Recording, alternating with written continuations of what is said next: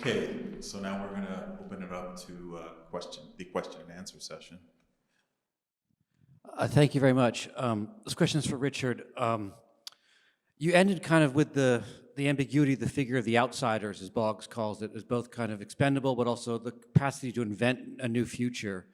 And one of the things I think is very striking in sort of the recent turn to Boggs, and you mentioned Jason Smith, Aaron Beninoff also, is this rethinking of what automation means for workers, not so much excluded entirely, but kind of excluded and included in poorly remunerated service work, in the need to, be the sweated worker that Jason Smith talks about of being, extracted through multiple jobs. And I'm wondering what you think about that, or just that aspect of Boggs' work in the face of what automation has really brought us, not so much total exclusion, but almost like the destruction of the Algiers myth, but also the inclusion through increasingly impoverished forms of work.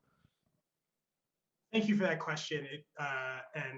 You hit on something that I think quite a bit about, not only with Boggs, but in general, the kind of fear of automation that emerged in the 60s and 70s, precisely this kind of, and I don't want to say overblown, but that it was overblown, this idea that everyone was going to be replaced.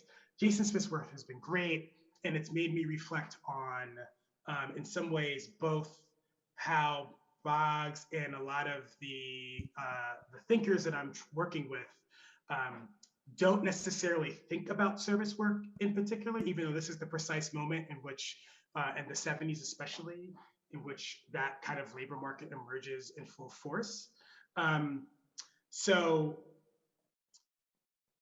Smith's work definitely makes me kind of remark on that in some ways how Boggs doesn't fully theorize that as much in his writings. But at the same time, I want to kind of, again, this is maybe an effort to resuscitate something I should not try to resuscitate, but I do believe that one of the important things and the reason why Boggs is so attractive to contemporary scholars and even in my own work is because I do think that in being gracious with him, he is thinking about that kind of relationship between the machine and the human in this idea of the new. Like, it's both a kind of perilous relationship, right? I mean, this is what Smith writes about and others, right? That what the machines do is basically drive us harder, or it opens up other domains of inhumane work, right? But I do think that, like Smith, I think Boggs is also thinking that these are also moments for potential solidarity and organization as well. And one more thing I'll say, because I don't want to take up too much time with my answer, but there's just so much, in your question that for Boggs is that, in his later work too, and you probably know this, is that he kind of turns away from talking about automation so much.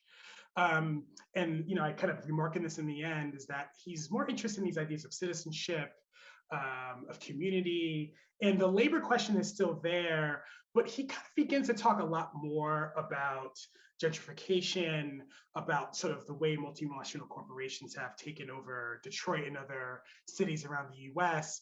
And the labor problem is still there, but it's less of a kind of organizing interest for him in at least his writings. And so it's also kind of one of these things where I think he does miss out a little bit on what others kind of, have picked up on, which is this relationship between automation and the proliferation of service work, in the 70s and 80s. I hope that kind of touches on your question. Hi, so thank you both for really fascinating presentations. I have questions for both of you. I feel a bit selfish, but they're such amazing presentations. So I guess maybe one way to kind of tie them together is to sort of ask about Marxism and world systems theory versus some kind of Afro-pessimism. In relation to your presentation, Kathryn, I mean, just to note that the three largest oil companies in the world are all state-owned, like Saudi Aramco, Petrobras, Sinopec, et cetera, et cetera. So there's clearly, in terms of exploitation of geologic strata, been some kind of a huge shift. It's not all that recent, it goes all the way back to the 1960s. How do we make sense of these kinds of systemic changes? And would you say that world systems theory is useful? How do we theorize, for instance, the Belt and Road Initiative, where Chinese capital is going into Africa and Latin America, that sort of thing, right, for extraction. So that's one question. And then for you, Richard, if I remember correctly, wasn't Boggs also involved in the Dodge Revolutionary Union movement and in the effort to kind of control labor production? So, I wonder to what extent the diminution in his interest in automation was because of, an increase in efforts to actually control labor processes and socialize those labor processes. And, wasn't that to a certain extent one of the catalyzing factors for, the globalization and shift of labor to East Asia by elites, right? So I wonder, how his work at the tail end of the 70s helps nuance some of your arguments, if it does.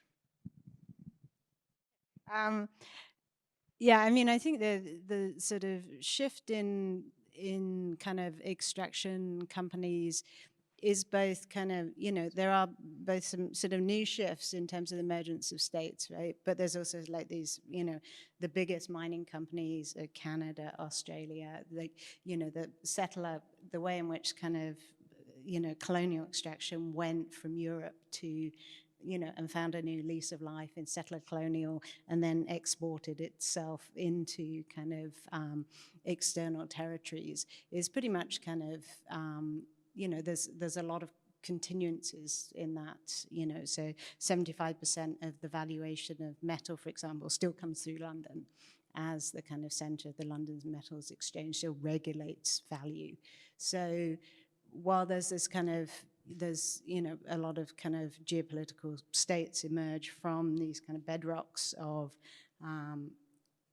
kind of geologic industries, there's also kind of these sets of processes that are both kind of, emerge out of colonial kind of geologics and just kind of keep reinforcing. And I see the Belt and Road as, kind of a new colonial project, right? It's doing infrastructure better than, particularly in Africa, than the sort of British colonial, aspirations. It's not really that different from kind of Rose's vision for kind of Africa and the kind of the forms of extraction in order to build a dream, and his dream was of a kind of white supremacy. I think there's differences in the dreams, but they're still around supremacy, right? They're still kind of around extraction as the basis for kind of for a form of supremacy. So, in a sense, the logics, they shift, but they haven't shifted that much, and that's what I think is kind of, in some ways, the durational capacity of these infrastructures and their ability to kind of reproduce, in a sense, without huge shifts in like a notion of political subjectivity, for example. So that, you look at kind of Chinese imperialism, it's got a very different model of political subjectivity, right, to colonialism and the kind of forms of like white supremacy of colonialism.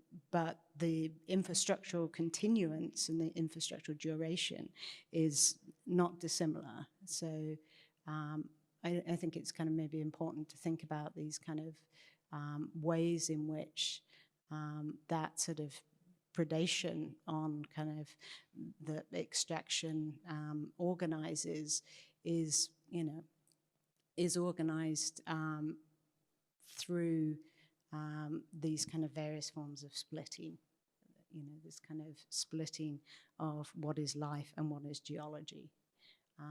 And yeah, so I mean, I don't know, in terms of world system, it doesn't work for me in terms of its ability to acknowledge a historical, geographical, but also this, getting at the sort of thinking about changes of state as being kind of like adhering to political states, that you need and I think this is where an account of time becomes really helpful, an account of the mobilization of narratives of time and kind of forms of temporality becomes really helpful in actually pushing back against that idea of a kind of horizontal geography that goes over the earth without very much resistance, and actually thinking about a sort of geography that goes into the earth to draw up its kind of nourishment in various sort of forms in order to like totally reorganize the kind of states of atmosphere, of surface, of kind of, so in a sense you could see the Anthropocene as a kind of, you know, a sort of deep geologic project, right, that releases different kinds of states of being into the present with radically different temporalities. But you can't really account for that on a sort of, in a sort of geopolitical framework, in a sense, if you just concentrate on the surface. So I think there's a need to kind of interrupt that surface with a sort of deep genealogy of kind of earth materials and those engagements. Yeah, sorry, that's a bit long. Richard, are you ready to chime in? Yeah, oh yeah, no, thank you. So your question's great, and to say a couple of things, you're absolutely right about Boggs's relation to drum in the various RAM sort of radical union efforts by Black workers. The nuance that you point out to his position in the end is spot on as well.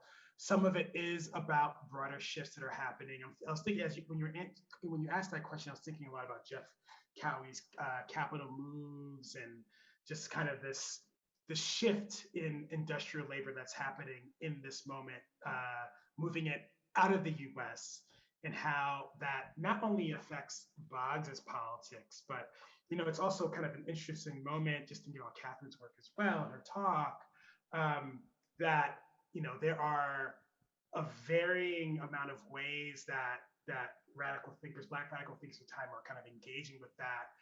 And, you know, Boggs does, but, you know, this isn't, again, I kind of said this before, but it's an interesting moment in his own politics, because on the one hand, he is acknowledging this kind of internationalism that is a part of Black power politics in the 60s and 70s.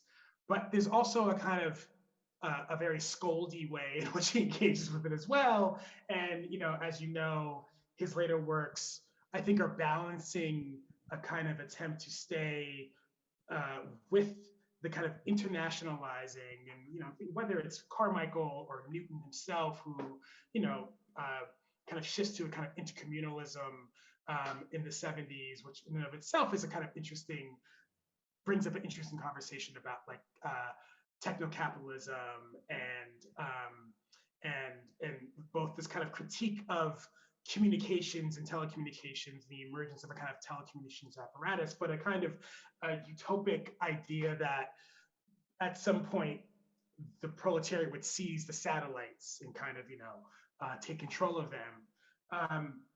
But my point is to say that Boggs is an interesting figure in the midst of all that, because on the one hand, where he's trying to kind of engage with it, he's also, and I'm thinking about his later works as well, kind of coming back to a kind of American sensibility about revolution too. I mean, I kind of allude a little bit to the end of my talk.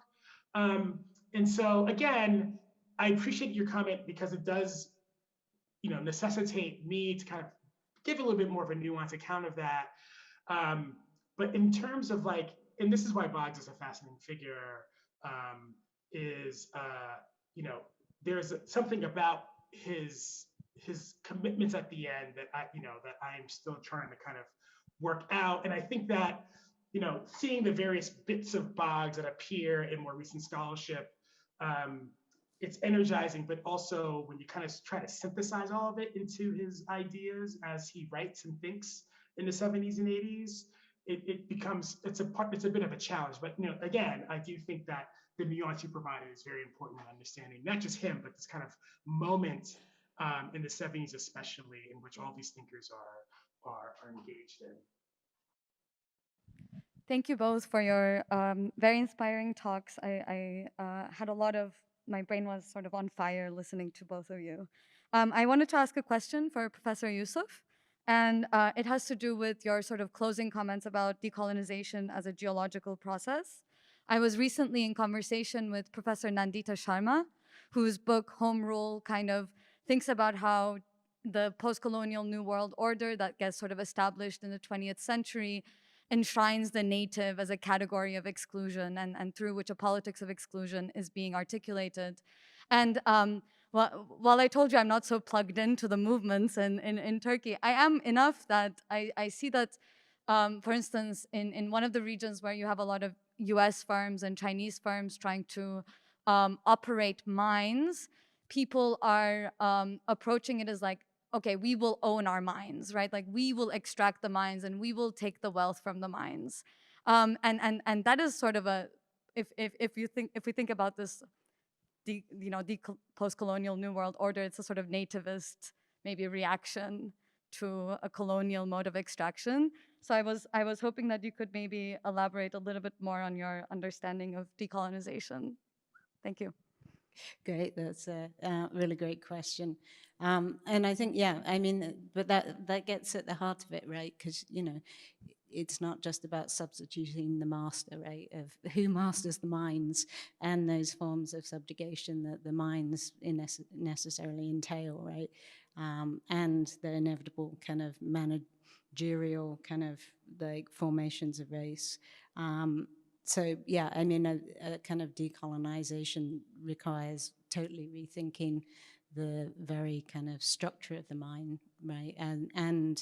And the mine as a kind of paradigm that moves across all sorts of labor practices, from the Amazon warehouse to the, you know, the mine is kind of the archetypal form of hierarchical sets of relations of bringing things to the surface, and the kind of enrichment of a particular kind of surface, which is, you know, quite often the kind of white surfaces. And this is the kind of point about kind of, in some ways, the sort of the making of white surfaces and the kind of, you know, sort of simultaneous making of anti-black gravities. So I think there's a real relationship between those services and the kind of racial undergrounds that service them. So becoming the mine owner is not necessarily the liberatory, you know, and I think kind of, you know, a lot of indigenous movements in the US, for example, have kind of had this really tense battle with those kind of questions, right? And continuing to have those tense battles around kind of extraction and what is a proper relation to extraction.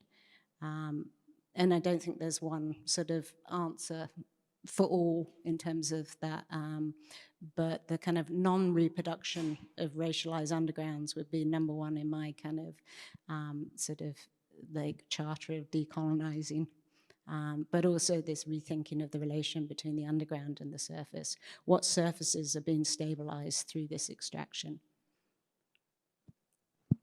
So great question. Yeah, I'd like to just pick up on a thread of conversation about labor as a category that maybe speaks to both papers in a way. Like, I was trying to get my mind around a kind of discrepancy in the way the account of labor in the two papers, because in Kathryn's paper, right, the inhuman aspect of labor seems to come across through through forced labor, enslavement, and other processes that work to create the sort of inhuman labor conditions, right, for the worker, and so forth. But conversely, in Richard's talk, right, it is the loss of the capacity to work through these new technologies, right, that creates something like a kind of set of inhuman conditions for modern Black workers, right? They become expendable. And then you can sort of imagine something like their mass extinction as a consequence, right? So it just struck me that this was a huge sort of distinction in the way that labor functions in your two talks. And I was wondering if you could account for that, either historically or you know, what have you. How do you sort of explain those kinds of differences?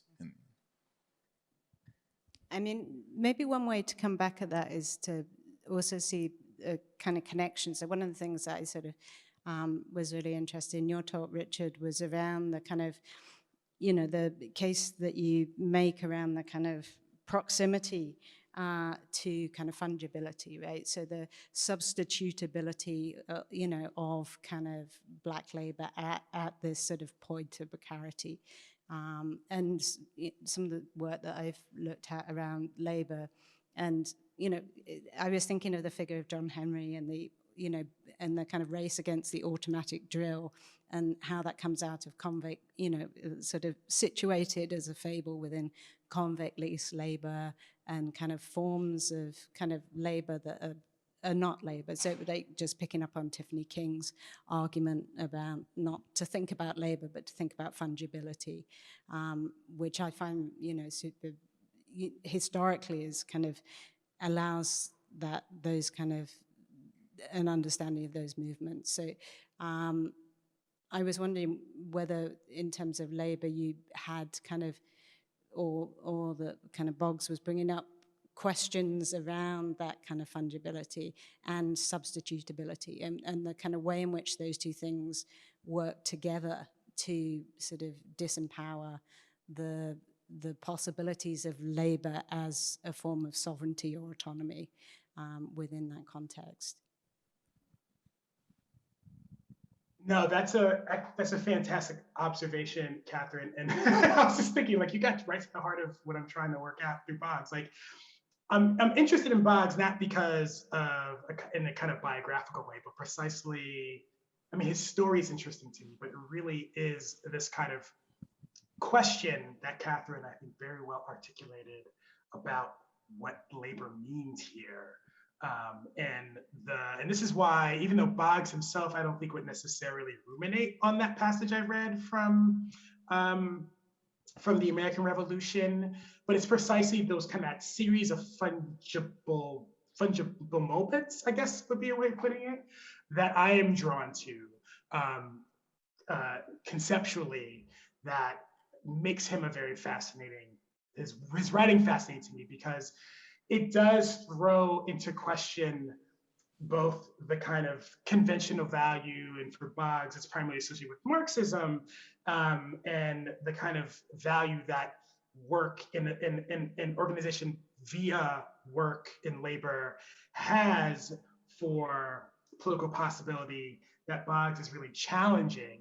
And for me, it is precisely that I'm trying to kind of work through. But I was going to respond to Rolland's point, and, you know, again, kind of connect back to Kathryn's talk as well. There is quite a bit of coercion. I think the implication of coercion in the labor practices that Boggs and Wilson and you know, and George Jackson and many others are kind of discussing here in this moment. But it's a kind of, it's mixed, because on the one hand, there are all calls for universal employment and livable wages, but there's also this kind of recognition, especially from the position of Black subjectivity, that there is going to always be an extractive nature, overdeterminately so, for Black work. And so there's this kind of countervailing desire to free oneself from that.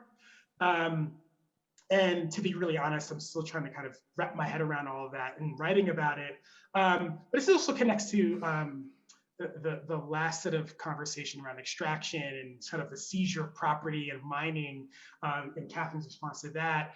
I was thinking quite a bit about the fact that this moment also, and I don't touch on this at all here, but in other things, about the emergence of a kind of Black capitalist discourse, which has kind of gotten another kind of second life now, which is very problematic, because it makes me think a lot about the way that whole discourse in the 60s and 70s is actually fueled by the kind of experimentation with finance capitalism and loaning and various kinds of finance schemes that are being sold to Black people and other people of color in the 60s and 70s as a way out of impoverishment.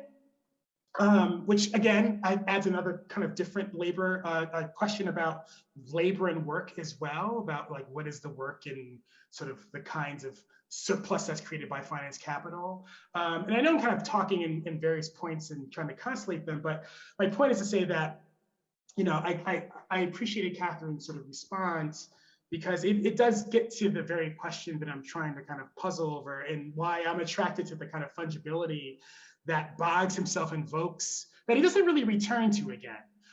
So it's really a particular moment in his writing that he doesn't really elaborate on, and I'm just trying to actually elaborate it out for him, I would say, maybe against the way he would think about it, in fact.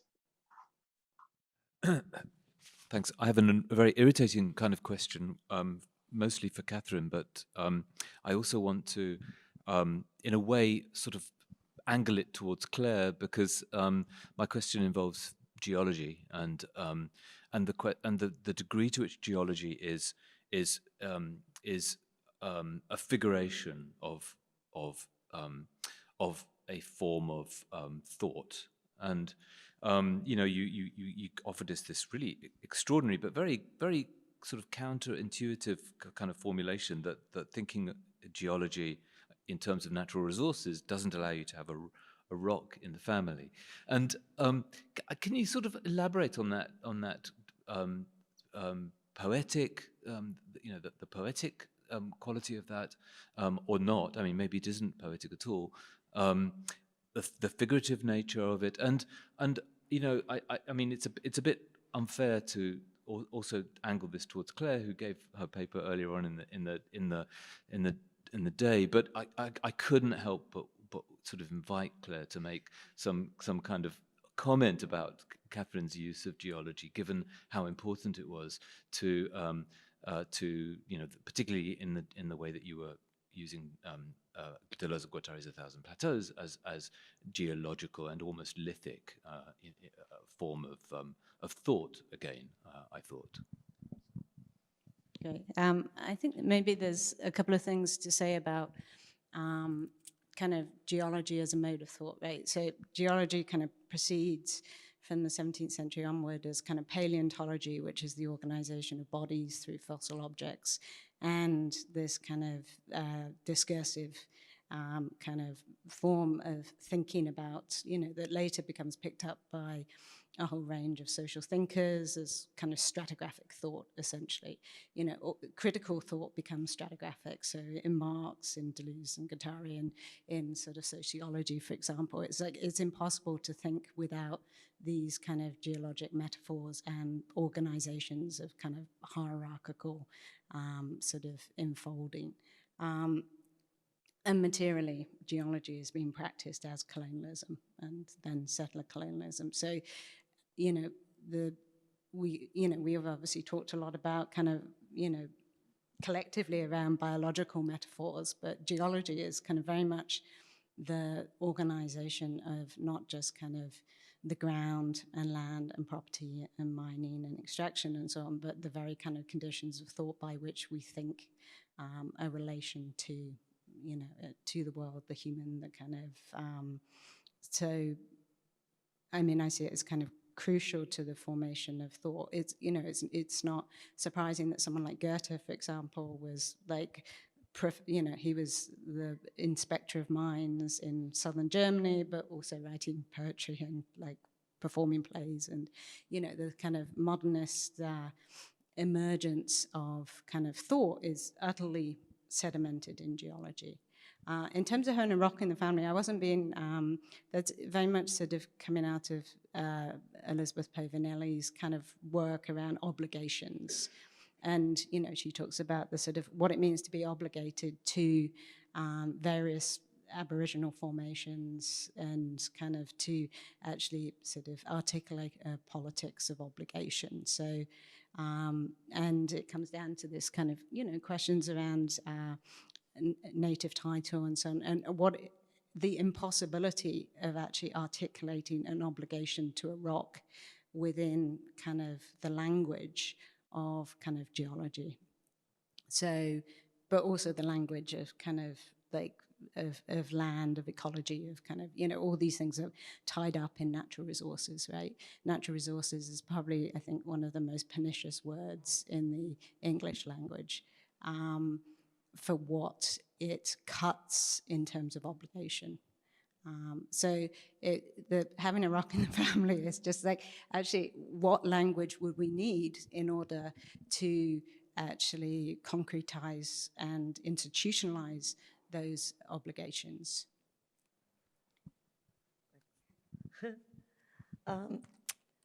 Two things. I think, or maybe three. I think strata in like Deleuze and Guattari, if you fetishize geology, which I think is the first thing that happened in phase 1 of Anthropocene studies, right? And like Dipesh Chakrabarty had the first word, right? So he goes out on a limb and says, well, geology displaces, let's say, Marxist history.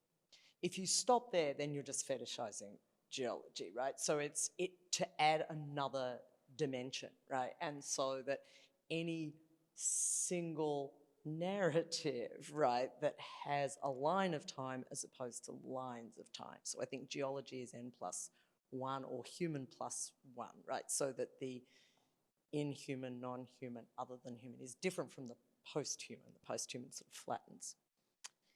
And then I was just thinking, because I'm an excessive telescoper, the quotations from Boggs about things become possible when humans become surplus, right?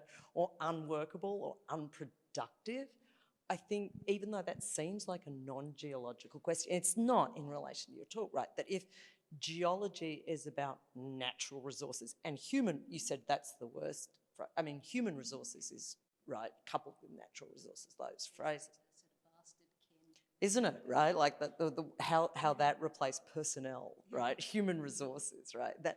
But the minute things stop being a resource, right? So the minute you stop, like I'm a worker too, or women labour too, or women are productive too, right? I think that the rock life, right? The fact that it's not productive, not reproductive, like seemingly expendable, and just when you were talking about like the Indigenous claims, the way it worked in Australia was you had to claim native title, you had to claim that you used this land, right? So you almost had to desecrate what you were claiming was safe because, oh yeah, we used it, we mined it, it was productive. And so I think something about stratification is also thinking outside productivity, right? And so, yeah. All right. Well, please join me then in thanking our speakers then.